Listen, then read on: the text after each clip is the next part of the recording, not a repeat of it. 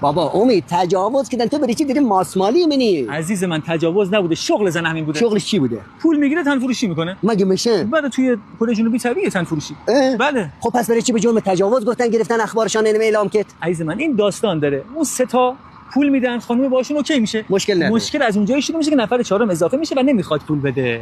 اونجا میگه زنگ میزنه به پلیس. یعنی اگه پول میداد چهارمی هم مشکل نداشت. چهارمی، پنجمی، ششمی فقط هر چند تا. فقط پول مهمه. پول مهمه. بله. یعنی میگم امید آقا نکنه کره اقتصادش مشکل داره. اتفاقا یکی از بهترین اقتصادهای دنیا رو داره. خب نکنه تحریم مرگ بر آمریکا اینا میگن نماز جمعه چیزی. یکی از بهترین کشورهایی که متحدترین کشور با آمریکا هست، اینجوری بگم.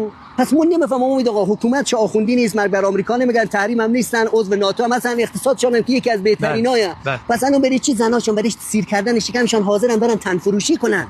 اونم 4-5 تا من نمیفهمم امید آقا.